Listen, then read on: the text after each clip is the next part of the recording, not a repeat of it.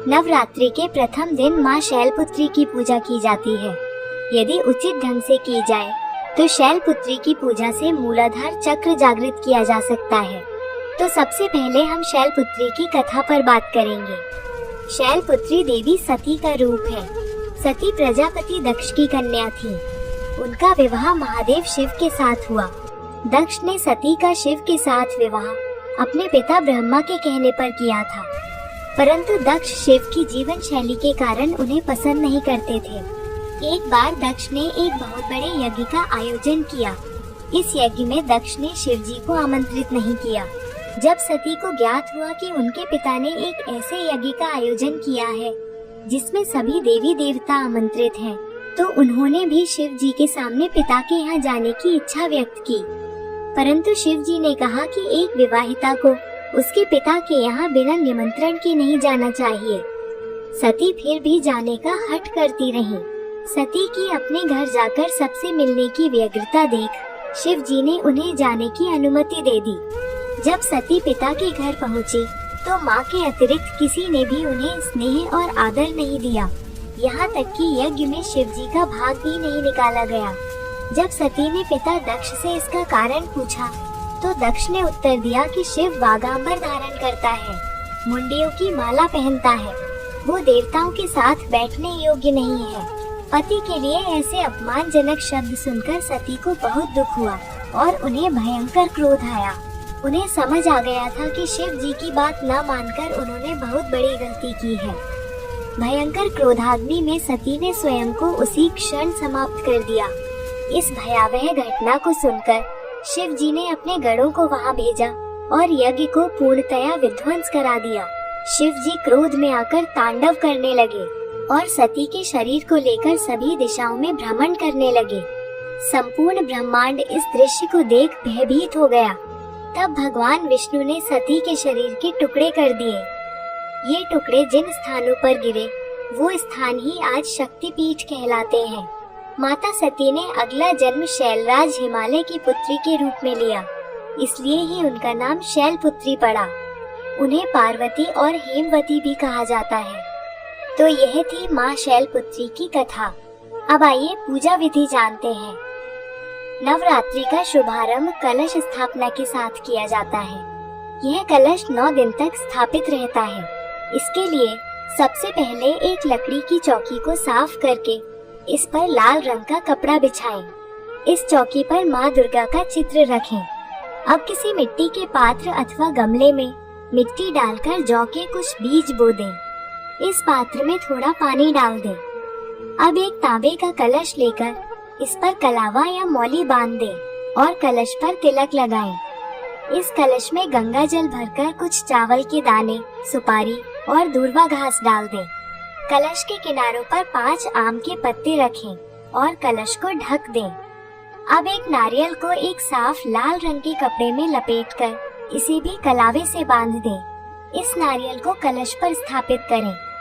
अब लकड़ी की चौकी पर माँ के चित्र के बराबर जौ वाला पात्र रखें और उस पर कलश स्थापित कर दें। इस कलश को 9 दिन तक ऐसे ही रहने दें और जिस मिट्टी के पात्र या गमले में आपने जौ बोया है उसे प्रतिदिन थोड़ा थोड़ा पानी देते रहें। यदि आपके लिए संभव है तो नवरात्रि के 9 दिन माँ के सामने अखंड ज्योति प्रज्वलित करें। इसके पश्चात एक छोटे से हवन कुंड में एक छोटे कंडे के टुकड़े को जलाकर रखें। इसमें थोड़ा कपूर डाल दें। 2 लौंग लेकर घी में डुबोकर और सुपारी कंडे की अग्यारी में अर्पित करें। साथ ही रोली और चावल से तिलक करें। अब पूजा में फल और मिठाई का भोग लगाएं। कुछ लोग प्रथम दिन से दुर्गा सप्तशती के अध्यायों का पाठ करते हैं। यदि आप भी इस प्रथा का अनुसरण करते हैं तो इसे अवश्य करें। प्रतिदिन माँ दुर्गा के कवच का पाठ करना बिल्कुल न भूलें। ऐसा करने से माँ का आशीर्वाद सदैव आप पर बना रहेगा। इसके पश्चात व्रत का संकल्प लें। तत्पश्चात शैलपुत्री के मंत्र का एक माला जप करें। माला में मोतियों की संख्या 108 होनी चाहिए। माँ शैलपुत्री का मंत्र इस प्रकार है: ओम शम शैलपुत्री देव्यै नमः। इस मंत्र का 108 बार जप करें। माँ शैलपुत्री आयु, सौभाग्य और प्रकृति की देवी है, इसलिए माँ से प्रार्थना करें कि आपके घर में सौभाग्य बना रहे और सभी को लंबी आयु और स्वस्थ जीवन की प्राप्ति हो। अब आरती करके क्षमा याचना करते हुए पूजा का समापन करें। संध्या के समय में भी आरती करें और इसके साथ समाप्त होती है नवरात्रि के प्रथम दिन की पूजा विधि। नवरात्रि का दूसरा दिन समर्पित है माँ दुर्गा का दूसरा स्वरूप ब्रह्मचारिणी को। तो आरंभ करते हैं माँ ब्रह्मचारिणी की कथा के साथ। ब्रह्म का अर्थ है तपस्या और चारिणी का अर्थ है आचरण करने वाली। माँ ब्रह्मचारिणी ने अपने पूर्व जन्म में पूरे जीवन तपस्या की। उनकी घोर तपस्या के कारण ही वो ब्रह्मचारिणी के नाम से जानी गई। इसलिए ब्रह्मचारिणी को तपस्या, ज्ञान और वैराग्य की देवी माना जाता है। अपने पूर्व जन्म में देवी ब्रह्मचारिणी ने हिमालय की पुत्री के रूप में जन्म लिया और महादेव शिव को पति के रूप में प्राप्त करने के लिए घोर तपस्या की। ब्रह्मचारिणी ने 1000 वर्ष केवल फल और फूल का आहार करके व्यतीत किए। 100 वर्षों तक केवल शाक खाकर जीवन व्यतीत किया। 3000 वर्षों तक केवल टूटे हुए बिल्व पत्र अथवा बेल पत्र का आहार करके शिव जी के ध्यान में लीन रही और इसके बाद बेल पत्र खाना भी त्याग दिए और निराहार एवं निर्जल होकर महादेव की तपस्या करती रही। पत्रों का त्याग करने के कारण ही उनका नाम अपर्णा भी पड़ा। जीवन के बहुत से दिन देवी ब्रह्मचारिणी ने खुले आकाश के नीचे व्यतीत किए।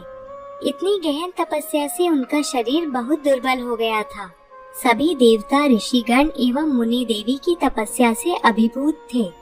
सभी ने देवी के समर्पण की सराहना की और प्रार्थना करते हुए कहा कि हे देवी, आज तक इस संसार में किसी ने इतनी कठोर तपस्या नहीं की है। ऐसा करने का साहस केवल आप में ही है।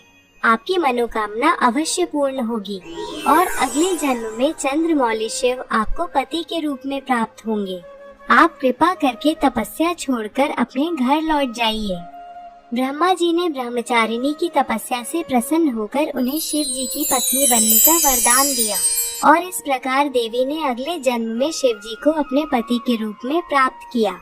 देवी ब्रह्मचारिणी की कथा का सार यह है कि जीवन में कठिनाई के समय में भी अपने पथ से विचलित नहीं होना चाहिए। अध्यात्म और आत्मिक आनंद के लिए माँ ब्रह्मचारिणी का आशीर्वाद आवश्यक है।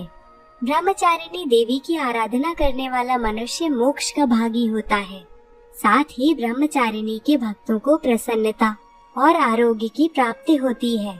महातपस्विनी ब्रह्मचारिणी अपने भक्तों को हर प्रकार के भय से मुक्त करती हैं।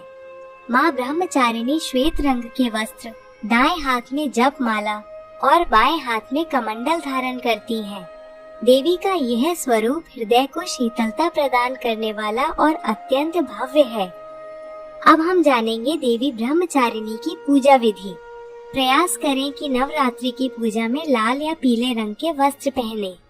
सर्वप्रथम जिस कलश को आपने प्रथम दिन स्थापित किया है, इसका तिलक करके दीपक प्रज्वलित करके कलश का पूजन करें। साथ में जो माँ दुर्गा का चित्र है उसका भी कुमकुम और चावल से तिलक करें। आशा है आपने माता के सामने अखंड ज्योति प्रज्वलित की है। इसमें तेल या घी उचित मात्रा में डालते रहें, जिससे ज्योति रात्रि के समय में भी खंडित ना हो। संभव हो तो इस दिन देवी को कमल का पुष्प अर्पित करें। इसके पश्चात फल, मिष्ठान, सुपारी, पान आदि अर्पित करें। जैसा कि हमने प्रथम दिन की पूजा में बताया था कि एक कंडे का टुकड़ा जलाकर इसमें कपूर डालकर लौंग का जोड़ा घी में डुबोकर अर्पित करें और इस अग्यारी का रोली चावल से तिलक करें। अब ब्रह्मचारिणी स्तोत्र मंत्र का 11 बार उच्चारण करें। स्तोत्र मंत्र इस प्रकार है: दधाना कर पद्माभ्याम अक्षमाला कमंडलु देवी प्रसीदतु मयि ब्रह्मचारिणी उत्तमा। अब दुर्गा सप्तशती का पाठ करके कवच का पाठ करें। साथ ही इस पुस्तक में उल्लेखनीय बीज मंत्रों का भी उच्चारण करें।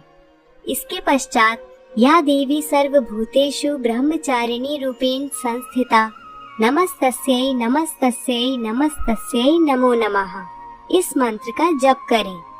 देवी की वंदना करें और प्रार्थना करें कि भौतिक जीवन जीते हुए आपको आध्यात्मिक ज्ञान की प्राप्ति हो और आप वैराग्य की ओर अग्रसर हों। आप देवी की आरती करके क्षमा याचना के साथ पूजा का समापन करें। संध्या आरती भी अवश्य करें। नवरात्रि के तीसरे दिन माँ चंद्रघंटा की पूजा की जाती है।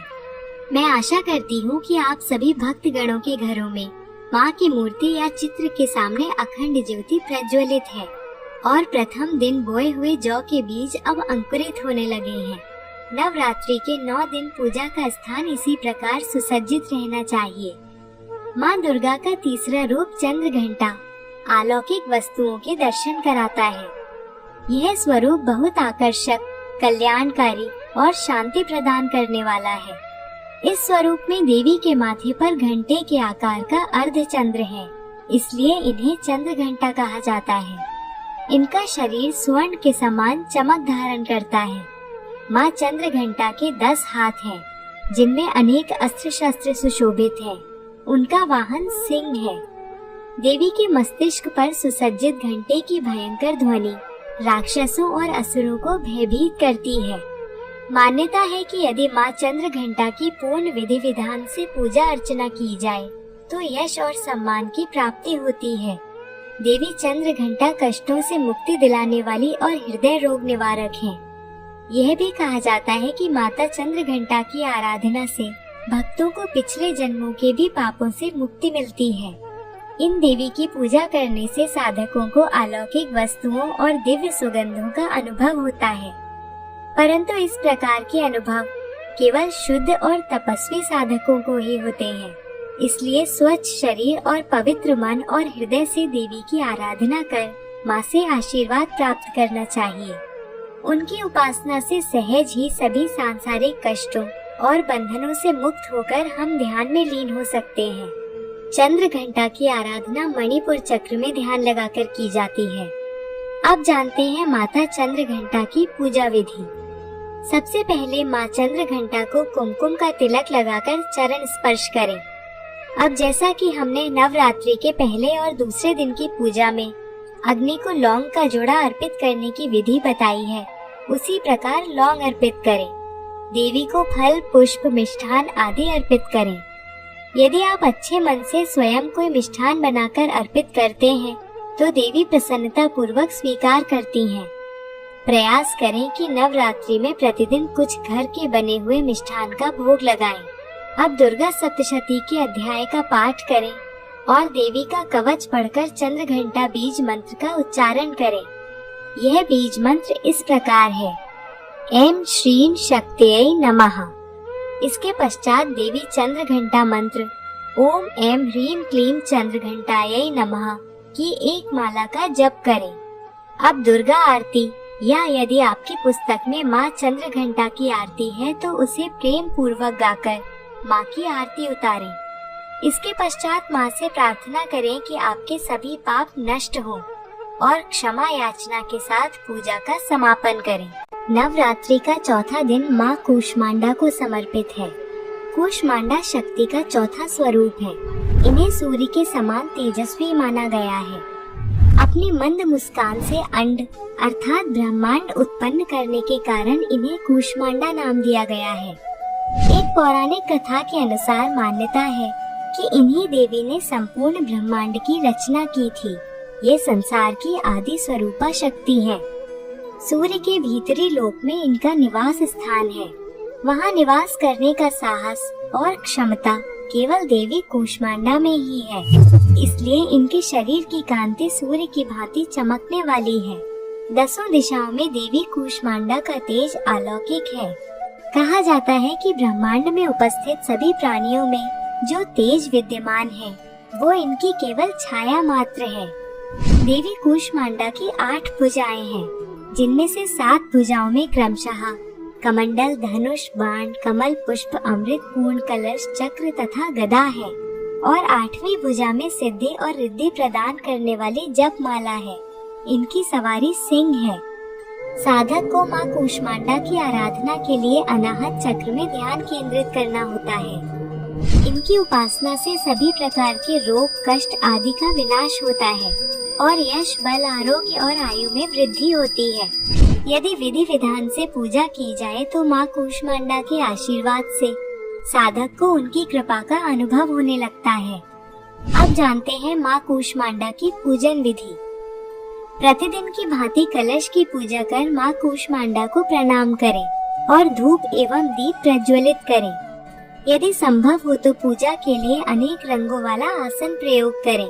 इसके पश्चात माँ को जल, पुष्प, फल और मिष्ठान अर्पित करें और प्रतिदिन की तरह अग्यारी प्रज्वलित करके लौंग और सुपारी अर्पित करें। यदि घर में किसी सदस्य को रोग है तो इस दिन की पूजा का विशेष महत्व है। अब माँ कूष्मांडा के बीज मंत्र का उच्चारण करें। ऐं ह्रीं देव्यै नमः माँ कूष्मांडा का बीज मंत्र है। अब कूष्मांडा के मंत्र का जप करें जो इस प्रकार है। ओम ऐं ह्रीं क्लीं कूष्मांडायै नमः। इसके पश्चात आरती करें। माँ से प्रार्थना करें कि आपको निरोगी काया और शुद्ध मन प्राप्त हो और आप उनकी उपासना में लीन रहें। अब क्षमा याचना के साथ पूजा का समापन करें। उत्तर प्रदेश के कानपुर शहर के पास माँ कूष्मांडा का प्राचीन और विचित्र मंदिर है। यहाँ माँ लेटी हुई मुद्रा में है। इस मंदिर में कूष्मांडा की पिंडी से लगातार जल बहता रहता है। कहा जाता है कि इस जल को पीने से कई तरह की बीमारियां दूर हो जाती हैं। इस मंदिर में माँ कूष्मांडा की पिंडी कितनी पुरानी है, यह कोई नहीं जानता। कहा जाता है कि इसकी प्राचीनता की गणना करना मुश्किल है। नवरात्रि का 5वां दिन माँ दुर्गा का 5वां रूप स्कंद माता का है। दुर्गा माँ का यह रूप कार्तिकेय की माँ है। कार्तिकेय देवासुर संग्राम में देवताओं के सेनापति थे। कार्तिकेय का एक नाम स्कंद भी है, इसलिए दुर्गा माँ का यह रूप स्कंद माता कहलाता है। कार्तिकेय को कुमार, मुरुगन, सुब्रमण्य आदि नामों से भी जाना जाता है। अनेक स्थानों पर स्कंद माता और उनके पुत्र कार्तिकेय की पूजा साथ में की जाती है। ऐसा कहा जाता है कि स्कंद माता की पूजा से मोक्ष के द्वार खुल जाते हैं, इसलिए मन को पवित्र रखते हुए एकाग्र भाव से स्कंद माता की आराधना करके उनकी शरण में जाने का प्रयत्न करना चाहिए। स्कंद माता की 4 भुजाएं हैं। दाईं ओर ऊपर की ओर संकेत किए हुए नीचे वाली भुजा में कमल है। बाईं ओर ऊपर की भुजा में वर मुद्रा और नीचे की भुजा में जिसकी दिशा ऊपर की ओर है, इसमें भी कमल है। स्कंद माता कमल के आसन पर विराजित है, इसलिए इन्हें पद्मासना भी कहा जाता है। कमल के साथ देवी का यह स्वरूप सिंह पर भी विराजमान है, इसलिए स्कंद माता का वाहन सिंह भी है। स्कंद माता के विग्रह में कार्तिकेय जी बाल रूप में उनकी गोद में विराजमान है। कहा जाता है कि स्कंद माता की उपासना से कार्तिकेय देव की उपासना भी हो जाती है। इन देवी की उपासना अलौकिक तेज और कांति प्रदान करने वाली है। इनकी उपासना से समस्त इच्छाओं की पूर्ति होती है और साधक को शांति और सुख की प्राप्ति होती है। स्कंद माता की उपासना से एक मूढ़ व्यक्ति भी ज्ञानी हो जाता है। संतान की उत्पत्ति के लिए भी स्कंद माता की पूजा की जाती है। वात, पित्त, कफ आदि से पीड़ित व्यक्तियों को भी देवी के इस रूप की पूजा करनी चाहिए। ऐसा करने से ये रोग पूर्णतया नष्ट हो जाते हैं। स्कंद माता की आराधना विशुद्ध चक्र में ध्यान केंद्रित करके की जाती है। अब जानते हैं पूजा विधि। जिस प्रकार आप नवरात्रि में प्रतिदिन कलश पूजन, लौंग अर्पण आदि करते हैं, यह विधि पूर्ण करने के साथ इस श्लोक का उच्चारण करें। सिंहासन गता नित्यम पद्माश्रित करद्वया शुभदास्त सदा देवी स्कंद माता यशस्विनी। अब स्कंद माता को जल, पुष्प आदि अर्पित करें। स्कंद माता के लिए अलसी का भोग प्रमुख है, तो पूजा में अलसी को अवश्य सम्मिलित करें। देवी के इस रूप को केला भी अति प्रिय है, इसलिए आज के दिन केले का भोग लगाएं। अब बीज मंत्र का उच्चारण करें जो इस प्रकार है। ह्रीं क्लीं सौमिन्यै नमः। अब दुर्गा सप्तशती के अध्यायों और कवच का पाठ करें। इसके पश्चात यदि संभव हो तो पुस्तक में उल्लेखनीय सभी बीज मंत्रों का उच्चारण करें। अब स्कंद माता के मंत्र ओम ऐं ह्रीं क्लीं स्कंद मातायै नमः का एक माला जप करें। तत्पश्चात स्कंद माता या दुर्गा माँ की आरती करके क्षमा याचना करें और इस प्रकार 5वें दिन की पूजा संपन्न हुई। संध्या आरती भी अवश्य करें। देवी कात्यायनी कौन है, इनकी कथा और पूजा विधि जानने के लिए इस वीडियो को अंत तक देखिए। तो आइए सबसे पहले माँ कात्यायनी की कथा जानते हैं। कत नामक एक प्रसिद्ध ऋषि थे। उन्हें एक पुत्र प्राप्त हुआ जिसका नाम कात्य रखा गया। कात्य के गोत्र में ही विश्व प्रसिद्ध ऋषि कात्यायन ने जन्म लिया। कात्यायन ने वर्षों तक देवी पराम्बा की कठोर तपस्या की। उन्होंने प्रार्थना, इसलिए इन देवी का नाम कात्यायनी पड़ा। देवी ने अश्विन कृष्ण चतुर्दशी के दिन उत्पन्न होकर सप्तमी, अष्टमी और नवमी के दिनों में ऋषि की आराधना स्वीकार की और दशमी के दिन महिषासुर का वध किया। माँ कात्यायनी की उपासना परेशानियों को नष्ट करने वाली है। उनकी आराधना से विवाह संबंधी कष्ट और दोष नष्ट हो जाते हैं। कात्यायनी की पूजा करने से देव गुरु बृहस्पति प्रसन्न होते हैं और अच्छा वर प्राप्त होने का वरदान देते हैं। वैवाहिक जीवन में यदि कष्ट हो तो भी माँ कात्यायनी की उपासना फल प्रदान करने वाली है। यदि विवाह में बाधा हो तो भी माँ कात्यायनी की पूजा की जाती है। कहा जाता है कि जब ब्रज की सभी गोपियाँ भगवान कृष्ण को अपने पति के रूप में प्राप्त करना चाहती थी, तब गोपियों ने माँ कात्यायनी की ही पूजा की थी। कंठ रोगियों को विशेष रूप से देवी के इस रूप की पूजा करनी चाहिए। कात्यायनी का स्वरूप अत्यंत आकर्षक, भव्य और आभूषणों से सुसज्जित है। उनकी 4 भुजाएं हैं। दाईं ओर ऊपर की भुजा अभय मुद्रा और नीचे वाली वर मुद्रा में है। बाईं ओर ऊपर की भुजा में तलवार और नीचे की भुजा में कमल का पुष्प सुशोभित है। माँ कात्यायनी का वाहन भी सिंह है। देवी कात्यायनी की पूजा विधि। साधक को आज्ञा चक्र में ध्यान लगाने से कात्यायनी की उपासना करनी चाहिए। नवरात्रि के प्रतिदिन की भांति विधि विधान से पूजा करें। माँ कात्यायनी को शहद अति प्रिय है, अतः पूजा में शहद का भोग अवश्य लगाएं। साथ ही देवी के इस रूप को लाल रंग बहुत प्रिय है, तो देवी के विग्रह को लाल रंग की चुनरी पहनाएं। लाल रंग के पुष्प अर्पित करें और संभव हो तो लाल रंग के ही वस्त्रों में पूजा करें। क्लीम श्री त्रिनेत्राय नमः इस बीज मंत्र के उच्चारण के साथ देवी का पूजन करें। इसके पश्चात ओम ऐं ह्रीं क्लीं कात्यायै नमः मंत्र का माला पर जप करें। अब आरती और क्षमा याचना के साथ पूजा का समापन करें। माँ कालरात्रि की संपूर्ण जानकारी। माँ कालरात्रि का स्वरूप तो अत्यंत विकराल है, परंतु ये अपने भक्तों को शुभ फल प्रदान करने वाली हैं। इस कारण इन्हें शुभंकारी भी कहा जाता है। अंधकारमयी स्थितियों का विनाश करने वाली और काल से भी रक्षा करने वाली देवी है कालरात्रि। माँ कालरात्रि दानवी शक्तियों का विनाश करने वाली है। आसुरी शक्तियाँ इनके नाम मात्र से ही भयभीत हो जाती हैं। कालरात्रि की आराधना से भक्त हर प्रकार के भय से मुक्त हो जाते हैं। माँ कालरात्रि का रूप अत्यंत विभत्स और विकराल है।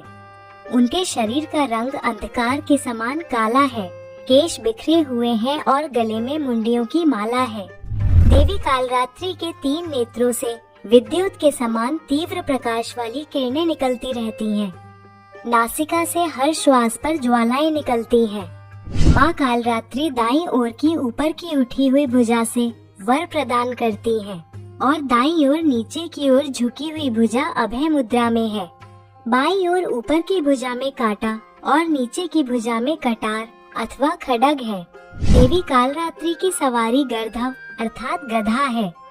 यदि शुद्ध मन और भावना से कालरात्रि की उपासना की जाए तो भक्त मनचाही सिद्धि प्राप्त कर सकता है। इनकी उपासना करते समय यम, नियम और संयम का पूर्ण ध्यान रखना आवश्यक है। आइए अब जानते हैं माँ कालरात्रि की पूजा कैसे की जाए। कालरात्रि का ललाट में ध्यान किया जाता है।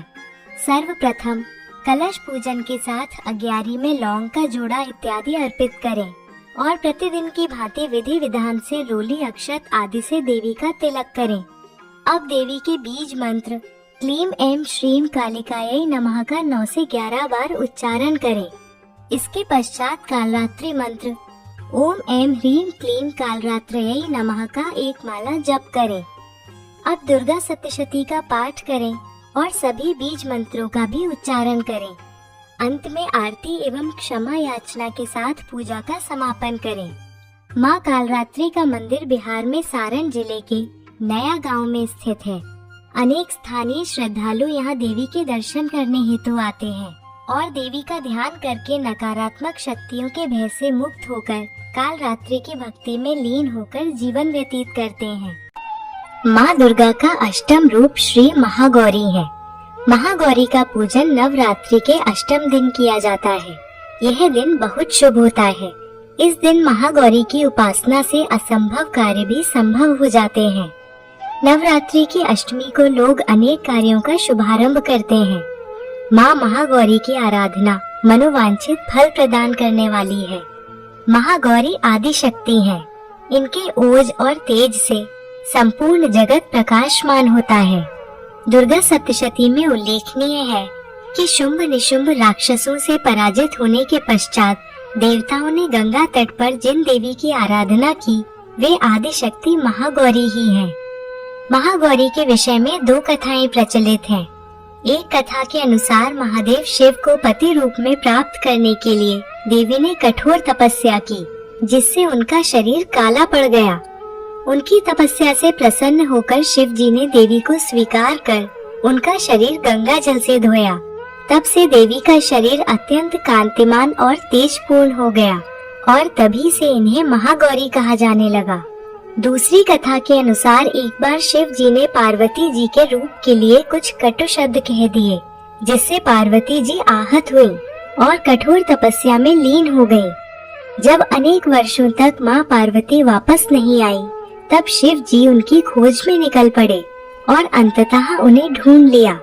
जैसे ही शिव जी ने माँ पार्वती को देखा, वो आश्चर्यचकित हो गए।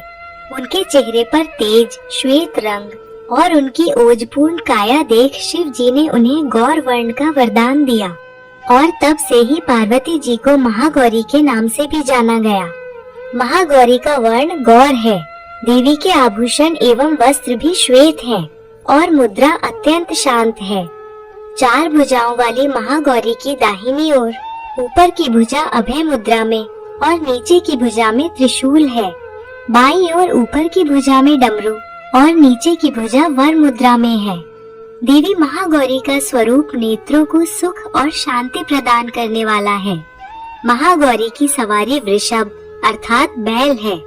देवी महागौरी ने शिव जी को अपनी तपस्या से प्रसन्न किया और उन्हें पति रूप में प्राप्त करने के लिए घोर तपस्या की। इसलिए विवाहित स्त्रियां अपने सुहाग की रक्षा की प्रार्थना के साथ अष्टमी के दिन महागौरी को लाल रंग की चुनरी, सिंदूर और सुहाग की अन्य वस्तुएं अर्पित करती हैं। महागौरी की उपासना कल्याणकारी है और भक्तों के सभी कष्ट हरने वाली है। इसलिए अष्टमी के दिन माँ से प्रार्थना करनी चाहिए और शुद्ध मन से आराधना कर उनकी शरण में जाने का प्रयत्न करना चाहिए। महागौरी का ध्यान मस्तिष्क में किया जाता है।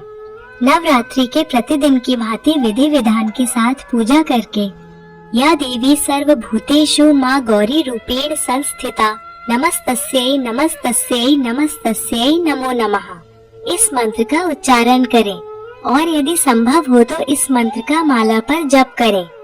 इसके पश्चात बीज मंत्र श्रीं क्लीं ह्रीं वरदायै नमः का उच्चारण करें और अब महागौरी मंत्र ओम ऐं ह्रीं क्लीं महागौर्यै नमः का एक माला जप करें। अब क्षमा याचना के साथ आरती करके पूजा संपन्न करें।